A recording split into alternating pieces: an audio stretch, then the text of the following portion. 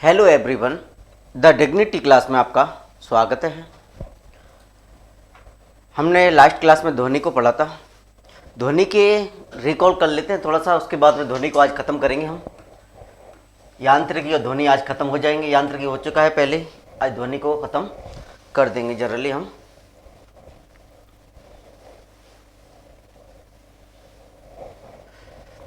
Last class में हमने देखा था ध्वनि के गुण। यहाँ से प्री और मेंस के दोनों के क्वेश्चंस बनते हैं। ध्वनि के गुण, ध्वनि के गुणों में हमने चर्चा की थी। जैसे प्री में पूछ लिया, सॉरी मेंस में पूछ लिया जाएगा कि ध्वनि के किन्हीं दो गुणों का उल्लेख कीजिए, या ऐसे पूछ लिया जाता है कि तारकत्व पर टिप्पणी कीजिए, या प्रबलता से क्या अभिप्राय है इस तरीके से, या तीव्रता से आप क्या समझते हैं, या गुणता के बारे में पूछ ले, गुणता क्या है। तो मेंस का भी बनता है, प्री का भी बनता है। थोड़ा सा मैं रिकॉल करा रहा हूँ आपको, थोड़ा थोड़ा, फिर क्लास स्टार्ट करेंगे। तीव्रता, ध्वनि की तीव्रता के बारे में। ध्वनि की तीव्रता क्या होती है, हमने बात की थी कि जब प्रति सेकंड या एक सेकंड में एकांक क्षेत्रफल से गुजरने वाली जो ध्वनि ऊर्जा होगी वो तीव्रता कहलाती है ध्वनि की। इसे मापा जा सकता है, इसका संबंध उसकी ऊर्जा से है, ये बात हमने की थी। ध्वनि की प्रबलता से हमने चर्चा कर ही ली है। ध्वनि की प्रबलता क्या होती है, कानों की जो संवेदनशीलता की माप होती है उसे हम प्रबलता कहते हैं। यहाँ से एक अच्छा क्वेश्चन बन सकता है, यह आयाम के वर्ग के क्या होती है, समानुपाती होती है। अर्थात जब आयाम का मान अधिक है या आयाम अधिक है तो ध्वनि की प्रबलता अधिक होगी, जब आयाम कम है तो ध्वनि की प्रबलता क्या होगी, कम होगी। जैसे हमने बात कहा था कि जैसे कि हम जोर से बोलते हैं तो ध्वनि की प्रबलता अधिक है। उदाहरण के लिए शेर की दहाड़ में क्या है, प्रबलता अधिक है। तो ये सब क्या है, प्रबलता है।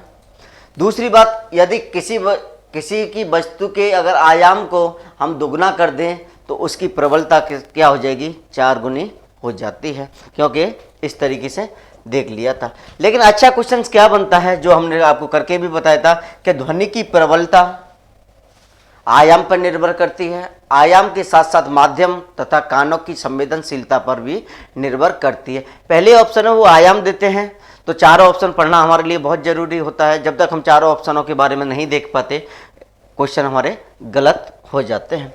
इसी प्रकार हमने तारकत्व की बात की थी, और हमने ये भी बताया था कि यूपी पीसीएस ने 12 जून को जो एग्जाम हुआ था, यहाँ से एक अच्छा क्वेश्चंस बनाया था। अच्छा क्वेश्चंस का मतलब ये है, उन्होंने 8वीं क्लास की एनसीईआरटी में जो क्वेश्चन है, एनसीईआरटी की किताब में 8वीं क्लास की जो किताब है उसे कॉपी पेस्ट करके रखा था। उसमें बहुत अच्छा ये क्वेश्चन है कि निम्नलिखित में से किसकी न्यूनतम तारकत्व होने की संभावना है। उसमें ऑप्शन दे रखे थे लड़का, लड़की, पुरुष और औरत। तो इस तरह की क्वेश्चन एनसीईआरटी को हम फॉलो अच्छे से कर रहे हैं। एनसीईआरटी और जो ऑथेंटिक जितनी भी बुक हैं उन सभी के सोर्सों को लेके हम आपके लिए क्लासें ले रहे हैं। तो तारकत्व क्या होता है कि ध्वनि का वह गुण जहाँ पर ध्वनि का पतला होना या मोटा होना सुनाई पड़ता है, तारकत्व होता है, तारकत्व कहलाता है। तारकत्व को मापा नहीं जाता, लेकिन इसे अनुभव किया जाता है, फील किया जाता है। और तारकत्व प्रबलता किस पर निर्भर करती है, आयाम पर, लेकिन तारकत्व आवृत्ति पर निर्भर करता है। ये सारी बातें हमारी हो चुकी थी। जिसकी ज़्यादा आवृत्ति होगी उसका तारकत्व अधिक होगा, जिसकी आवृत्ति कम होगी उसका तारकत्व अधिक होगा, कम होगा। और जिसका तारकत्व अगर अधिक है, जिसका तारकत्व अधिक या ऊंचा है, उसकी जो ध्वनि होगी पतली व बारीक होती है, पतली व बारीक होती है। आपने देखा होगा, सुना भी होगा कि जो महिलाएं होती हैं, महिलाओं की आवाज़ पतली और बारीक होती है पुरुषों की अपेक्षा। क्यों? क्योंकि उनका उच्च तारकत्व होता है या उच्च आवृत्ति होती है। जब उच्च आवृत्ति है तो उनका तारकत्व अधिक होगा, इसी कारण। दूसरे अगर उदाहरण की हम बात करते हैं तो हमने देखा था कि मच्छर की जो भिनभिनाहट होती है उसमें उच्च आवृत्ति होती है शेर की दहाड़ की तुलना में, क्योंकि शेर की दहाड़ में आवृत्ति कम है, तारकत्व कम है, लेकिन प्रबलता क्या है, अधिक है।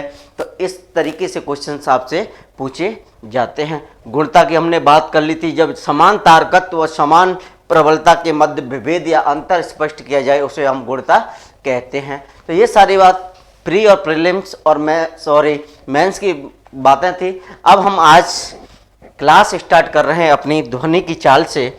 आज की हमारी क्लास है ध्वनि की चाल से स्टार्ट करते हैं। ध्वनि की चाल, ध्वनि की चाल से यहाँ से सिंपल क्वेश्चन बनता है, मेरा बताने की भी जरूरत नहीं है, आप सभी को पता भी होता है। लेकिन मैं यहाँ बताऊंगा, अगर एग्जामिनर यहाँ फंसाने की कोशिश करे तो एग्जामिनर कहाँ कहाँ तक जा सकता है आपको फंसाने के लिए, क्योंकि यहाँ सारी संभावनाएं, जितने भी क्वेश्चंस लास्ट टाइम आए हैं उन पर हम चर्चा करते हैं लाइव क्लास के थ्रू, और जितने भी क्लास जैसे संभावनाएं होती हैं उन पर हम चर्चा कर ही रहे रेगुलर।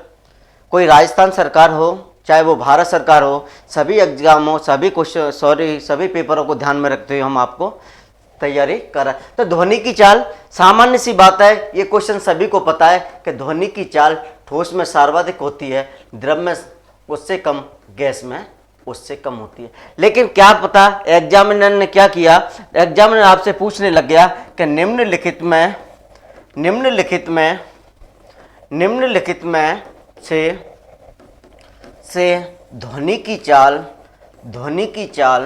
सर्वाधिक है, ध्वनि की चाल सर्वाधिक है। यहाँ से पूछ लिया आपसे, उसने दे दिया एल्यूमिनियम, उसने दे दिया निकेल, उसने दे दिया पीतल और उसने दे दिया लोहा। तो हो सकता है आपको लगे कि मास्टर ने तो हमें ठोस द्रव गैस बताया था, लेकिन उसने तो चारों के चारों ऑप्शन ठोस ले लिए। तो ये भी पता होना चाहिए कि किस में ज़्यादा होती है। कोई नहीं पूछेगा कि एल्यूमिनियम में कितनी होती है, कि किस में कितनी होती है। क्या पता एग्जामिनर ने केवल ठोस ही ठोस रख दिए, हो सकता है एग्जामिनर और भी ठोस ना रख के कुछ और रख दे, जैसे आपसे रख दे यहाँ पे हाइड्रोजन, यहाँ रख दे वो हीलियम, और यहाँ रख दे वो वायु, और यहाँ रख दे ऑक्सीजन। फिर क्या करोगे कि हमारे मास्टर ने तो सर्वाधिक ठोस में बताया था, ऑप्शन तो गैस के आ रहे हैं। तो इस तरीके की एग्जाम क्वेश्चन बना सकते हैं। और इससे भी बढ़िया क्वेश्चन तो ये बन सकता है कि वो चारों के चारों ऑप्शनों में या तो वो ठोस के दे दे, या गैस के दे दे, या द्रव के दे दे। फिर आपसे पूछ लेगा कि इनका सही क्रम है। जैसे कि आपसे एल्यूमिनियम दे दिया, निकेल दे दिया, पीतल दे दिया, मान लो तांबा दे दिया, और एफी लोहा दे दिया।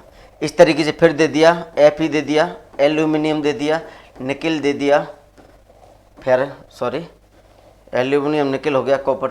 इस तरीके से अगर ऑप्शन देने लग जाए तो आप कहाँ तक जाओगे। आपको तो यही पता था ना कि सामान्य ध्वनि की चाल ठोसों में ज़्यादा होती है, उसके बाद द्रव में, उसके बाद गैसों में। तो इस तरह की क्वेश्चन बनने की संभावना रहती है। एग्जामिनर कोई भगवान नहीं होता, बस एग्जामिनर का माइंड काम करता है कि एग्जामिनर कहाँ तक पहुँच सकता है। और इस तरीके के पहलुओं को अगर आप ध्यान में रखते हुए चलेंगे तो एग्जामिनर क्या कोई भी क्वेश्चन आपसे गलत हो ही नहीं सकता। और पहली क्लास से हम आपको यही बात बता रहे हैं, थोड़ा सा आपको धैर्य रखना है, क्वेश्चन को समझना है। क्योंकि पढ़ने बहुत लोग पढ़ते हैं, 18-18 घंटे पढ़ने वाले भी देखे हैं, लेकिन जब उनको यही नहीं पता होता कि क्वेश्चन का ट्रेंड क्या चल रहा है, क्वेश्चन हमसे पूछ क्या रहा है। और बात में केवल साइंस की नहीं कर रहा, किसी भी तरीके से आप देख सकते हैं। साइंस में देख लीजिए, साइंस के अलावा हिस्ट्री देख लिए, खासकर पॉलिटी में बहुत अच्छे क्वेश्चन बनते हैं। उनको यही नहीं पूछा जाता कि सुमिलित पूछ रहा है क्या सुमिलित, और यही चर्चा हम शुरुआत से कर रहे हैं। तो ध्वनि की जो चाल होती है, स्पीड ऑफ साउंड, ध्वनि की चाल माध्यम के गुणों पर निर्भर करती है, माध्यम के गुणों पर निर्भर करती है।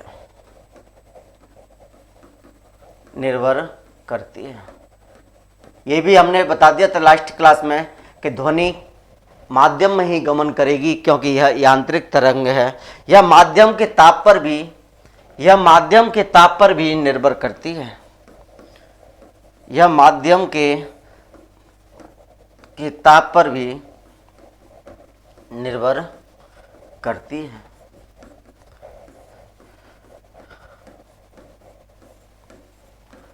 ध्वनि के वो सारे आयाम, चाहे वो प्री हो चाहे वो मेंस हो, सारे आयाम बताऊंगा। ध्वनि की चाल आप लिख सकते हैं, ठोस में सर्वाधिक होती है, द्रव में कम, गैस में कम। अब यहां से क्वेश्चन कैसे बनता है पता है, द्रव और गैस और कैसे बनता है। जैसे मान लीजिए कोई ठोस x है, उसकी चाल द्रव की बाह्य है, गैस की z है, तो सर्वाधिक या सही क्रम लिखिए तो सर्वाधिक क्या होगी, x ज्यादा होगा, y कम होगा, z होगा, क्योंकि x किसकी है, ठोस की है। वो कभी कभार ऐसे भी कर देते हैं, यहां आपको ठोस की जगह जैसे लोहा दे देगा, द्रव की जगह पानी दे देगा या जल दे देगा, और गैस की जगह हाइड्रोजन दे देगा। अब वो यहाँ पर मानेगा Va मान लेगा, यहाँ Bv मान लेगा, यहाँ Vc मान लेगा। बताओ इसका सर्वाधिक ध्वनि की चाल किस में होगी। तो Va किसकी है, लोहे की, मतलब ठोस की, तो Va ज्यादा हो जाएगा। Vv किसकी है, जल की, मतलब द्रव है, तो इसकी कम होती है इससे, तो Vv हो जाएगा। और Vc हाइड्रोजन की, मतलब गैस की, तो Vc हो जाएगा। इसमें क्या प्रॉब्लम है, लेकिन अपने को ऐसे लगता है हमसे पता नहीं एग्जामिनर क्या क्या पूछ रहा है। एग्जामिनर इतना पागल नहीं है कि वो आपसे ठोस द्रव गैस पूछेगा, ये तो आपको पता है, कॉमन सेंस है। लेकिन एग्जामिनर ऐसे नहीं पूछता, एग्जामिनर देगा लोहे की जगह इस्पात दे देता है, तो इस्पात आपको पता होना चाहिए ठोस होता है, तो इसका ऐसे बोलेगा जैसे हम बता रहे हैं कि किसी लोहे की या किसी माध्यम में लोहा है, लोहे का मान लिया उसने फर्स्ट मान लिया, देख लिए, जैसे जल दे दिया, जल को उसने सेकंड मान लिया, और गैस में जैसे ऑक्सीजन दे दी, ऑक्सीजन को थर्ड मान लिया। बताओ इसका आरोही क्रम क्या है। आरोही क्रम में पहले आएगा ये लोहा आएगा, उसके बाद में सेकंड आएगा, उसके बाद थर्ड आएगा। तो इसमें प्रॉब्लम ही नहीं है जब कॉन्सेप्ट अगर आपको पता है, और बार बार यही समझाने की कोशिश कर रहे हैं। एग्जामिनर कोई भगवान नहीं होता, एग्जामिनर वहां तक सोच सकता है जो तक आप भी सोच सकते हो। इसी क्वेश्चन को आपने ठोस द्रव गैस पहुंचा होगा, लेकिन मैंने इस क्वेश्चन को इतने वो सारे आयाम तक खोल दिया है कि यहाँ तक एग्जामिनर अगर आपकी थोड़ी सी भी समझ में आया होगा तो क्वेश्चन यहाँ से गलत नहीं होगा। बस इतना पता होना चाहिए, ठोस द्रव और गैस। ठोस में सर्वाधिक ध्वनि की चाल, उसके बाद द्रव की, उसके बाद गैस की। अगर ठोस ही ठोस दे दे उसके लिए मैं थोड़ा नोट डाउन कराता हूं, द्रव द्रव दे दे उसके लिए नोट डाउन करा देते हैं, गैस के लिए भी सारी। लेकिन इस तरीके से अगर दे दे कि किसी ठोस की चाल, किसी ठोस में चाल ध्वनि की Va है, पानी में Vb है, C है, तो इसकी सही चाल क्या होगी, आरोही या अवरोही पूछ ले तो इस तरीके से लिख सकते हैं। क्वेश्चन पर भी चर्चा करेंगे। हो सकता है वो आपसे ABC मान ले, हो सकता है वो XYZ मान ले, लेकिन बिल्कुल भी कंफ्यूज ना होना कि किस तरीके से क्या क्या पूछा जा सकता है। तो ये ध्वनि की चाल सर्वाधिक ठोस में होती है, उसके बाद द्रव में होती है, उसके बाद गैस में होती है। ताप बढ़ाने पर ध्वनि की चाल बढ़ती है, इस बात को भी ध्यान रख लेना। लेकिन दाब पर कोई भी फर्क नहीं पड़ता। कभी कभार क्वेश्चन पूछ लिए जाते हैं कि दाब बढ़ाने पर या दाब पर ध्वनि पर क्या फर्क पड़ता है, तो ध्यान रखिएगा अपरिवर्तित रहती है। तो ताप बढ़ाने पर ध्वनि की चाल बढ़ती है, ताप बढ़ाने पर ध्वनि की चाल बढ़ती है, क्वेश्चन पे हम देखेंगे जब हमारी क्लास खत्म हो जाएगी, मतलब थ्योरी की जो भी क्लास खत्म हो जाएगी, क्वेश्चन हम करा देंगे किस तरीके के क्वेश्चन पूछ लिए जाते हैं। तो ताप बढ़ाने पर ध्वनि की चाल बढ़ती है, ये बात ध्यान रखिएगा। सामान्यतः 0 डिग्री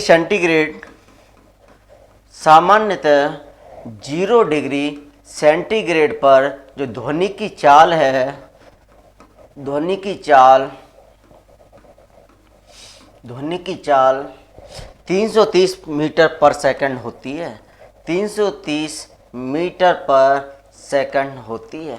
जनरली कई किताबों 331 भी लिखा है, जैसे 330 है, 330 RBSC की जो भी किताब है 330 है, और NCERT में 331 दे रखा है। बिल्कुल भी कंफ्यूज मत होना, बस ध्यान रखना ताप बढ़ाने पर ध्वनि की चाल में क्या होती है, वृद्धि होती है, लेकिन दाब से कोई फर्क नहीं पड़ता। कभी कभार इसी तरह की आजकल ट्रेंड चल रहा है कि ताप बढ़ाने पर ध्वनि की चाल में ऑप्शन ए देगा घटता है, ध्वनि की चाल घटती है, बी दे सकता है बढ़ती है, तीसरा पहले घटती है उसके बाद बढ़ती है, चौथी अपरिवर्तित रहता है। तो ध्यान रखिएगा ताप बढ़ाने पर ध्वनि की चाल हमेशा क्या होती है, बढ़ती है। ध्वनि की चाल 0 डिग्री सेंटीग्रेड पर जो इसका वेग है, इसकी चाल है 330 मीटर पर सेकंड होती है। कभी कभार अगर 330 उसमें नहीं है ऑप्शन में तो 331 भी आप लगा सकते हैं। लेकिन एक बात फिर से हम बताने की कोशिश करेंगे, ऐसा कभी नहीं होता कि वो 330 भी दे दे और 331 भी दे दे, ठीक है ना। तो ये बात सामान्य सी थी। ध्वनि की चाल हमने देख ली थी ठोस, द्रव और गैस में, सर्वाधिक ठोस में, उसके बाद द्रव में, उसके बाद गैस में। आजकल क्वेश्चन यहाँ से जनरली बनता है, सिंपल क्वेश्चन तो आपसे ऐसे ही बनता है कि इसका सही क्रम ठोस, द्रव, गैस।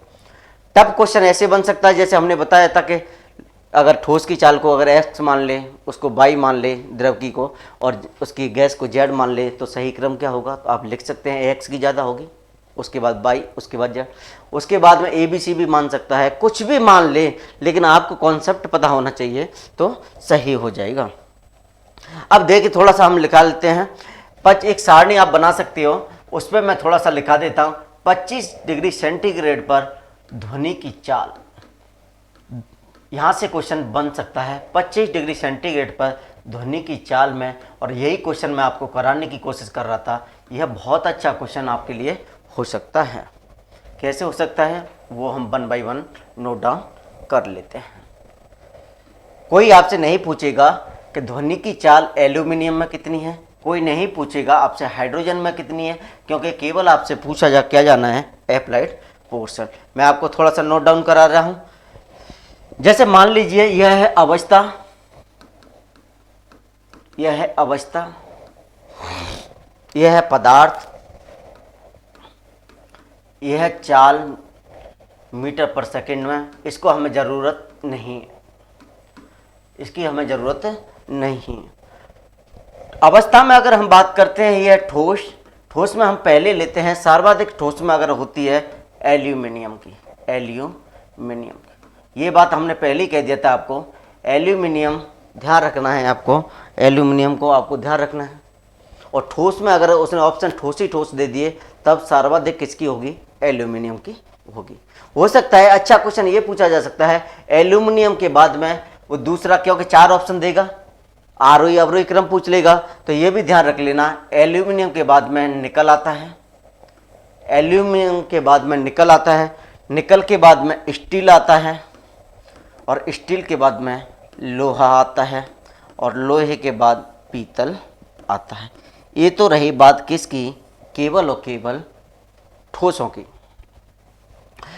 आपसे पूछ लेगा कि निम्नलिखित में से सर्वाधिक चाल किसकी है या सबसे कम, केवल अगर ठोस की अगर देता है तो एक क्रम ध्यान रख लेना, एक क्रम जरूर ध्यान रख लेना। चारों ऑप्शनों में अगर उसने एक ही ऑप्शन 4 दे दिए, जैसे एल्यूमिनियम, निकल, स्टील और लोहा दे दिए, तो चारों क्रम याद जरूर कर लेना कि सर्वाधिक एल्यूमिनियम में होगी, उसके बाद निकल में होती है, उसके बाद स्टील में होती है, उसके बाद लोहे में होती है। तो ये चारों आपको 5वां याद करो या मत करो, लेकिन ये चारों याद जरूर कर लेना। हो सकता है एग्जामिनर ये चारों दे दे तो ध्यान रख लेना एल्यूमिनियम नहीं है तो निकल में सर्वाधिक होगी, और पीतल में क्या होगी? सबसे कम होगी। तो इसके भी देख लेते हैं, ये 6420 होती है, ये 6040 होती है, लेकिन आपको ये बिल्कुल ध्यान नहीं रखना है, क्योंकि हमें जो जिससे चाहिए वो क्या चाहिए? हमें जो ज़रूरत है, हमें केवल और केवल ठोस और उसकी ज़रूरत होती है। तो इस तरीके हमें याद करने की ज़रूरत नहीं होती। यहाँ से फिर से बता रहे हैं, यहाँ से क्वेश्चन पूछा जाना चाहिए।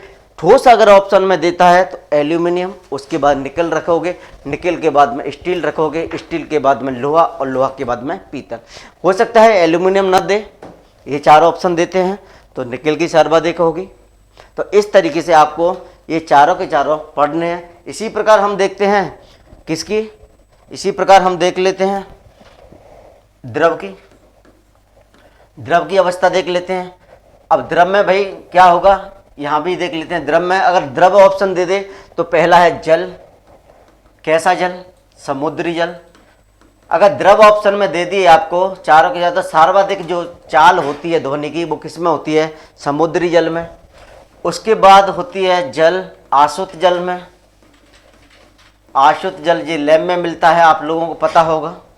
उसके बाद एथेनॉल, जिसे मदरा कहते हैं, आप लोग सेवन करते हैं एथेनॉल। और ये होती है मेथेनॉल, जिसको आप जहरीली शराब कहते हैं, जहरीली शराब कहते हैं, जिसकी वजह से कभी आपने न्यूज़पेपर में देखा होगा कि जहरीली शराब पीने से मृत्यु हो गई, ये वही मेथेनॉल है। मेथेनॉल जनरली क्या करती है? आंखों में अंधापन को घोषित, जब आप कार्बन के यौगिक मेंस में पढ़ोगे वहाँ हम आपको पढ़ाएंगे। द्रव में चारों ऑप्शन अगर दे दिए जाते हैं तो आप ध्यान रखिएगा सर्वाधिक जो चाल होगी वो समुद्री जल की होती है, और अगर समुद्री जल ना दे तो ये तीनों में किसकी होती है, आसुत जल की होती है, उसके बाद एथिनॉल, उसके बाद मेथिनॉल। ये क्रम जरूर ध्यान रखना है, एग्जामिनर पहुंच गया ना यहाँ तो अच्छे से गलत करवा देगा, लेकिन ये क्रम चाहे ठोस का हो, ठोस का अगर ध्यान रखते हैं एल्यूमिनियम, निकल, लोहा, सॉरी स्टील, लोहा और पीतल। बार बार हम इसीलिए आपको बता रहे हैं कि समस्या आपके लिए खड़ी ना हो, लेकिन क्वेश्चन आपके सारे के सारे सही हो। अगर गैस की हम बात करते हैं इसी प्रकार, तो गैस में पहले आएगा हाइड्रोजन, पहले हाइड्रोजन आएगा, हीलियम आएगा। हाइड्रोजन तो आप जरूर याद रख सकते हैं, हाइड्रोजन का तो आजकल बहुत चल रहा है, क्योंकि हाइड्रोजन का सर्वाधिक कैलोरीफिक मान होता है, प्रदूषण ना के बराबर होता है। तो हाइड्रोजन, हीलियम, वायु, फिर उसके बाद ऑक्सीजन, तो कम से कम आप 4 का क्रम जरूर ध्यान रखिएगा कि क्या क्या पूछा जा सकता है। फिर sulphur dioxide, SO2, sulphur dioxide.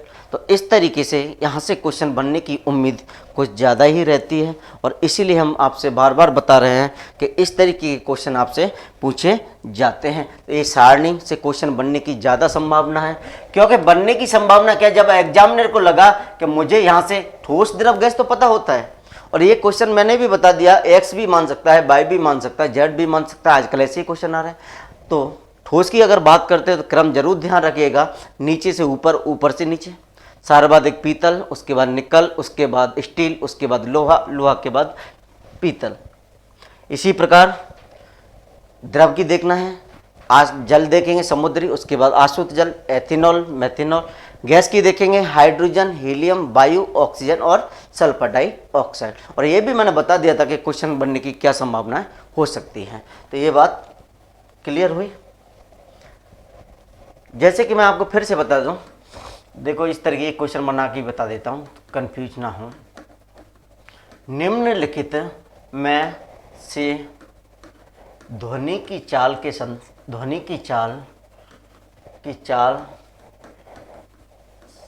का सही क्रम है,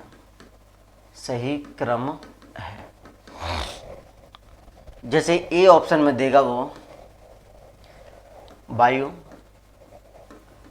helium, hydrogen, oxygen.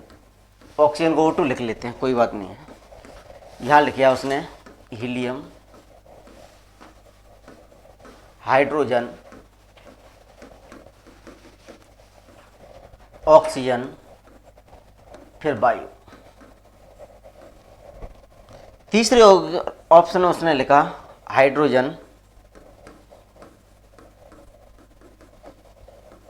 Oxygen, helium, वायु। चौथे ऑप्शन में उसने लिख दिया हाइड्रोजन, हीलियम, वायु और ऑक्सीजन। ये थोड़ा सा बता रहे हैं हम, इस तरीके से पूछ रहे हैं कि निम्नलिखित में से ध्वनि की चाल का सही क्रम है या सर्वाधिक है। इस तरह की लैंग्वेज एग्जाम में बनाते हैं। अब आपको तो ये लगेगा कि मास्टर ने तो ठोस द्रव गैस बताया था, ये तो पता नहीं क्या है। अभी तो इसने गैस ही गैस दे दी। चलो गैस में एक ऑप्शन दे देता तो हम गैस में लगा भी देते कि ये ठोस है ये द्रव, लेकिन इसने तो चारों के चारों गैस ही दे दी। तो क्रम याद होना चाहिए, और क्रम हमने बताया था। अगर हम गैस की बात करते हैं तो सर्व पहले ध्वनि की चाल हाइड्रोजन में, उसके बाद हीलियम में, उसके बाद वायु, और वायु के बाद में ऑक्सीजन, ऑक्सीजन के बाद सल्फर डाइऑक्साइड। इसी प्रकार द्वारा से अगर हम बात करते हैं द्रव देता है तो समुद्री जल, उसके बाद में आसुत जल, उसके बाद एथिनॉल, उसके बाद मेथिनॉल। इसी प्रकार यहाँ ऑप्शन में आपको अगर ठोस दे दे तो एल्यूमिनियम, निकेल, स्टील और लोहा, उसके बाद में पीतल। तो इस तरह के क्वेश्चन आजकल बन रहे हैं और बनने की संभावनाएं एग्जामिनर के दिमाग में भी रहती हैं। तो ध्वनि की चाल से क्वेश्चन जो बन सकते हैं उनकी मैंने आपको सारी संभावनाएं बता दी हैं कि एग्जामिनर कहाँ तक, किस तरीके से, किस हद तक जाता है। ध्वनि का परावर्तन, ध्वनि का परावर्तन से इसी बार क्वेश्चन आया है। ध्वनि का परावर्तन से क्वेश्चन इस बार RS प्री में आया है 2021 में। इंग्लिश में बोलते हैं reflection of reflection of sound, English में बोलते हैं रिफ्लेक्शन। कुछ लोगों ने तो पहली बार सुना होगा कि ध्वनि का भी परावर्तन, रिफ्लेक्शन ऑफ साउंड। मेंस में यहाँ से क्वेश्चन बन सकता है बहुत अच्छा, कि मेंस में क्वेश्चन बन सकता है यहाँ से, क्या बन सकता है उस पर भी थोड़ा सा हम बाद में चर्चा करेंगे, कि क्या ध्वनि परावर्तन के उन्हीं नियमों का प्रयोग करती है जैसे जिनका प्रकाश करता है। अगर करती है तो आप उनके नियमों को लिखिए। 50 शब्द में इस तरीके के क्वेश्चन बनते हैं। अगर RS प्री का किसी ने एग्जाम दिया हो 2021 में, तो वहाँ स्टेथोस्कोप के बारे में पूछा था कि स्टेथोस्कोप किस पर आधारित है या किसके द्वारा प्रयोग करता है, तो वो ध्वनि का बहुपरावर्तन ही है। अगर एग्जामिनर वहाँ पर ध्वनि की, उसने चारों ऑप्शन ध्वनि के रिलेटेड दिए थे कि ध्वनि का परावर्तन, ध्वनि का ध्रुवण, इस तरीके, वहाँ अगर प्रकाश का परावर्तन दे दें तो क्योंकि ध्वनि का परावर्तन जनरली कम लोगों ने सुना होता है तो समस्याएं उत्पन्न हो सकती। मैं ये नहीं कह रहा कि सभी के लिए, सभी लोग, मैं ये कह रहा हूँ कि जनरली लोगों के लिए, सभी लोग एक जैसे नहीं होते, कुछ लोग पढ़ने वाले भी होते हैं, कुछ समझने वाले भी होते हैं। तो अब हम बात करते हैं परावर्तन की, ध्वनि के परावर्तन की। ध्वनि का परावर्तन भी प्रकाश के परावर्तन की तरह होता है। ध्वनि का परावर्तन प्रकाश के परावर्तन की तरह होता है। कैसे होता है? प्रकाश के परावर्तन के बारे में आप लोगों ने सभी ने सुना होगा कि प्रकाश जब किसी ठोस या द्रव के पृष्ठ से टकराता है तो वह परावर्तित हो जाता है। इस तरीके से प्रकाश के परावर्तन के बारे में चर्चा की होगी आपने कि जब आपतित किरण किसी समतल पृष्ठ से टकराती है तो वह परावर्तित हो जाती है। ये बात सुनी होगी। आपने ये भी सुना होगा कि जब आपतित किरण के बीच में आपतन कोण, इसमें R, ये दोनों बराबर होते हैं। और ये भी सुना होगा आपतित किरण, परावर्तित किरण और ये हुआ अभिलंब, तीनों एक तल में होते हैं। तो सेम कंडीशन यहाँ भी ऐसी ही है कि जो प्रकाश परावर्तन पर नियम, जो प्रकाश के परावर्तन के नियम है, सेम ध्वनि की परावर्तन के नियम है। थोड़ा सा हम देख लेते हैं कि जब ध्वनि किसी ठोस या द्रव से टकराती है तो वह परावर्तित हो जाती है, या मैं कह सकता हूँ ध्वनि का परावर्तन। एग्जाम की थोड़ा सा मैं इसको डायग्राम से समझाने की कोशिश करूँगा तो हो सकता है आप लोगों के समझ में आ जाए। तो प्रकाश की भांति ध्वनि भी किसी ठोस या द्रव से टकराती है या द्रव के पृष्ठ से टकराती है तो परावर्तित हो जाती है। मान लीजिए ये कोई दीवार है या कोई मेज है, मान लीजिए कोई दीवार या मेज है। आप लोगों को दिख रहा होगा, शायद पूरा दिख रहा है। ये कोई दीवार है, यहाँ से समझ में आ जाएगा आपको। वैसे मैं फिर से बता रहा हूँ कि ध्वनि का जो परावर्तन होता है सेम प्रकाश के परावर्तन की तरह होता है, तो आप घबराइएगा ना। जैसे ये कोई दीवार है,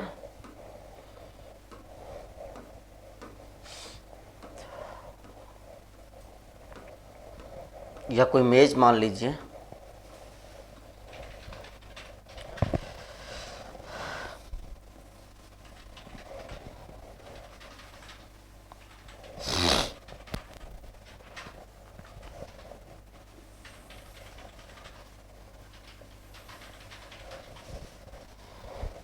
थोड़ा सा इसको और बढ़ाना पड़ेगा। बढ़ाते हैं, देखते हैं आपको दिखेगा कि नहीं दिखेगा पूरा।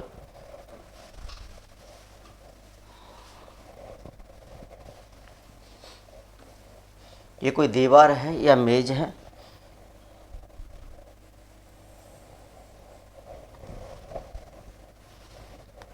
ठीक है ना, दिख रहा है। मान लीजिए एक पाइप लगा हुआ है, इसी प्रकार मान लीजिए एक पाइप यहाँ भी लगा हुआ है। यहाँ पर हमारा कान है सुनाई देने के लिए, ये कान है, और यहाँ पर एक घड़ी लगी हुई है।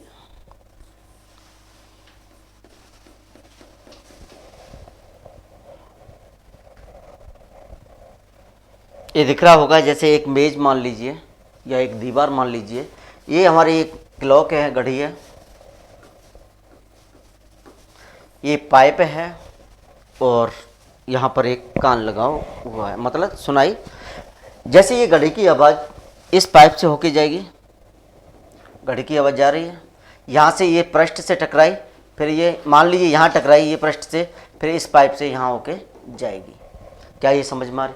मैं कह सकता हूं प्रकाश में यही तो था कि जो आपतित करण क्या कर रही थी, जा रही थी। आपतित करण जैसे ही जा रही थी तो आपतित करण जैसे जाने के बाद क्या कर रही थी, वो जैसे ही पृष्ठ से टकराती है उसी दिशा में क्या हो जाती है, परावर्तित हो जाती है। मतलब क्या कह रहे थे, आपतित करण और परावर्तित करण की दिशा के बीच जो कोण होता है, मतलब आपतन कोण परावर्तन कोण के बराबर होता है। यही तो था प्रकाश में।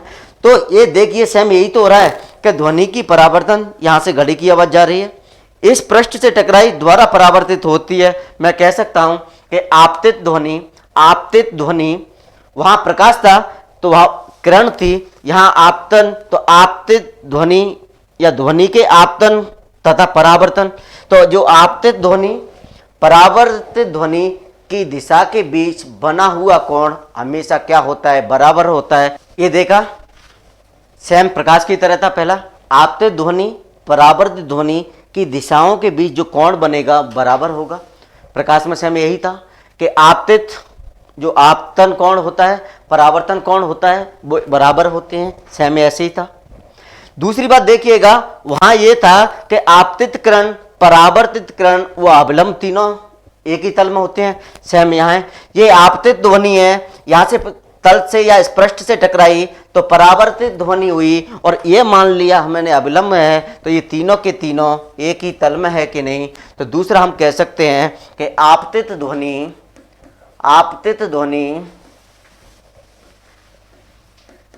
परावर्तित ध्वनि व अभिलंब तीनों एक ही तल में होते हैं। तीनों एक ही तल में होते हैं, आरएस मेंस में, सॉरी प्री में यहाँ से क्वेश्चन यहाँ से नहीं पूछा गया था, परावर्तन ही था, लेकिन फिर से हम बात करेंगे वहाँ जब आएंगे। वहाँ से अप्लाइड, पहली क्लास से हम बात कर रहे हैं अप्लाइड पोर्शन। तो जब हम बहुपरावर्तन के उपयोग पढ़ेंगे कि ध्वनि के बहुपरावर्तन के कौन कौन से उपयोग हैं, तो वहाँ स्टेथोस्कोप से क्वेश्चन पूछा गया था। तो ये बात समझ में आ गई कि ध्वनि का परावर्तन भी प्रकाश की भांति होता है। मेंस में इस तरह के क्वेश्चन पूछे जाते हैं, क्या ध्वनि का परावर्तन प्रकाश की परावर्तन की भांति होता है? अगर होता है तो इस के नियमों को लिखिए। तो ये बात क्लियर हो गई थी कि आपतित ध्वनि परावर्तित ध्वनि के बीच की दिशा के मध्य जो भी कोण बनेगा वो कोण बराबर होते हैं। मान लीजिए ये आई है, आपतित ध्वनि और के बीच आई और आर बराबर हो गए, इसीलिए आपतित ध्वनि परावर्तित ध्वनि अभिलंब तीनों एक ही दिशा में होते हैं। यही तो प्रकाश के साथ था। तो इस तरीके से ये सारे की जो बातें थी हमने 1 बाय 1 देख लिए हैं। तो ध्वनि का परावर्तन एकदम क्लियर हो गया है। अब चलते हैं प्रतिध्वनि, इको। प्रतिध्वनि के बारे में आप सभी ने देखा होगा। प्रतिध्वनि इंग्लिश में बोलते हैं इको। और यहाँ से बस सिंपल एक क्वेश्चन पूछा जाता है, और एक क्वेश्चन अगर पूछा जाता है वो पूछा जाता है कि प्रतिध्वनि सुनने के लिए अवरोधक की कुल दूरी कितनी होनी चाहिए। तो बस एक सिंपल सी बात होती है। कभी कभार आपने देखा होगा, इंग्लिश में बोलते हैं इसको इको। कभी कभार आपने देखा होगा, आप कुएं के पास जाइएगा, या कोई ऐसी इमारत होती है, या कोई ऐसी बिल्डिंग होती है, या कोई ऐसा पहाड़ होता है जहाँ पर आप आवाज़ लगाते हैं, तो आवाज़ लगाने के बाद में वो आवाज़ द्वारा से पुनः सुनाई देती है। वो क्या कहलाती है? प्रतिध्वनि कहलाती है। कि किसी उचित परावर्तक वस्तु, जैसे इमारत हुआ, कुआं हुआ, या कोई पहाड़ के सामने जोर से चिल्ला रहे हो तो कुछ समय पश्चात वही ध्वनि हमें सुनाई देती है। वो क्या कहलाती है? प्रतिध्वनि सुनाई। प्रतिध्वनि सुनने के लिए, प्रतिध्वनि को हम स्पष्ट रूप से सुनने के लिए मूल ध्वनि व परावर्तक ध्वनि के मध्य, मूल ध्वनि व परावर्तक ध्वनि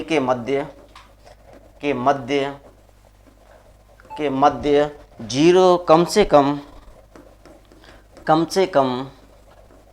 0.1 सेकंड 0.1 सेकंड का समय अंतराल होना चाहिए। दोबारा से समझ लिए, इको प्रतिध्वनि। कभी कभार आपने देखा होगा कई कुएं के पास आप आवाज़ लगाते हैं या कोई ऐसी इमारत होती है, बिल्डिंग होती है जहां आप आवाज़ लगाते हो तो वो आवाज़ हमें क्या है दोबारा कानों में सुनाई पड़ती है, वो क्या कहलाती है? प्रतिध्वनि कहलाती है। ये बात सुनी होगी।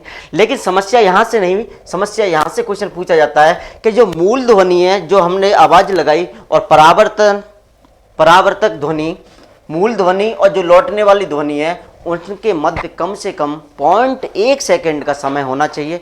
0.1 सेकंड का समय का अर्थ ये होता है कि जो परावर्तित ध्वनि होती है हमारे कानों पर 0.1 सेकंड तक रहती है, वो सुनाई हमें 0.1 सेकंड तक की रहती है। लेकिन क्वेश्चन आपसे नहीं पूछा जाएगा। क्वेश्चन क्या पूछा जाएगा? जो क्वेश्चन पूछा जाता है कि प्रतिध्वनि की चाल सुनने के लिए अवरोधक की कुल दूरी कितनी होनी चाहिए। तो थोड़ा सा हम बता रहे हैं, थोड़ा सा इसको हम रटा नहीं रहे, हम थोड़ा सा इसको बता रहे हैं कि अवरोधक की प्रतिध्वनि सुनने के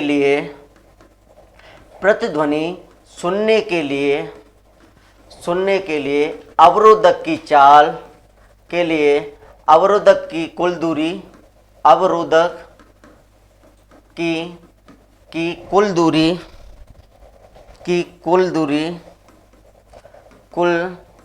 दूरी की आधी होनी चाहिए,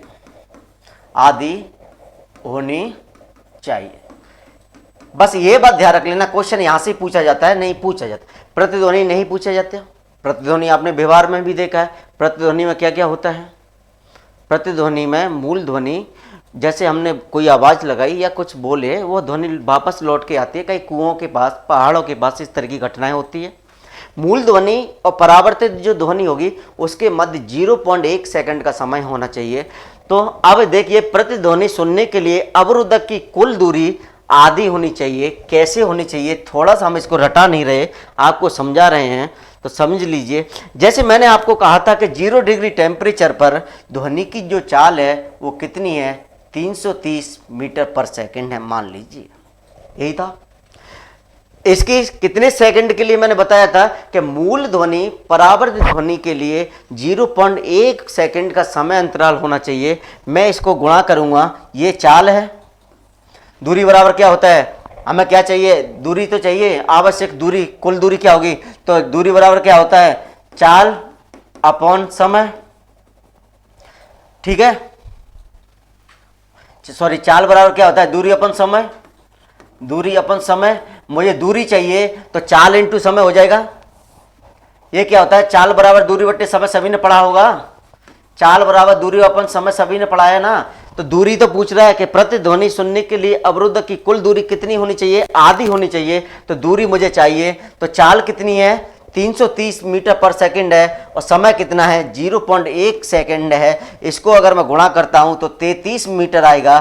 33 मीटर आएगा। इसका आधा, इसकी आधी कितनी होगी प्रतिध्वनि? तो प्रतिध्वनि सुनने के लिए 16.5 मीटर की दूरी होना चाहिए। ये भी हमने बता दिया था। ये क्या बताया था कि ताप बढ़ाने पर ध्वनि की चाल में क्या होती है? वृद्धि होती है। तो ये तो था 0 डिग्री सेंटीग्रेड पर। तो इस तरीके से आ जाएगा। अगर मान लीजिए मैंने कमरे के टेम्परेचर पर लिया इसका, तो कमरे के टेम्परेचर पर क्या होता है? 350 मीटर पर सेकंड होता है। लेकिन वो आपसे केवल और केवल 0 डिग्री पर पूछेगा कि ध्वनि की चाल, प्रतिध्वनि सुनने के लिए अवरोधक की दूरी कितनी। तो इसको ध्यान रखिए, आधी। तो जैसे 350 हुई तो 350 समय अंतराल मूल ध्वनि, परावर्तित ध्वनि की कितना होता है? 0.1। इसको इंटू करोगे तो 35 मीटर। 35 मीटर का जो आधा होगा वो कुल अवरोधक की दूरी होगी। यह क्वेश्चन सिंपल एग्जाम में पूछा जाता है। तो कितना हो गया? 35 का आधा 17.5 मीटर। तो अवरोधक की कुल दूरी ही पूछी जाती है। एग्जामिनर आपसे नहीं पूछेंगे कि आप प्रतिध्वनि क्या है, तो ये आपने निकालना सीख लिया। चाल बराबर दूरी बट्टे समय। मुझे दूरी चाहिए, लेकिन अवरोधक की कुल दूरी की आधी प्रतिध्वनि सुनने के लिए क्या होना चाहिए? अवरोधक की कुल दूरी की आधी होनी चाहिए। ये मैंने कमरे के ताप पर बताया था। अगर 0 डिग्री टेम्परेचर पर 330 डिग्री है तो 333 का हो जाएगा, 33 हो जाएगा, उसका आधा 16.5। तो इस तरीके के क्वेश्चन आपसे पूछे जाते हैं। अब कुछ टॉपिक और ध्वनि के बाकी रह गए हैं, उस पर हम नेक्स्ट क्लास में चर्चा करते हैं। तो ये क्लास जो आज हमारी हुई थी एग्जाम की दृष्टि से महत्वपूर्ण थी, और इससे भी ज़्यादा महत्वपूर्ण जो होगी नहीं वो हमारी लास्ट क्लास होगी ध्वनि की। तो थैंक यू सो मच।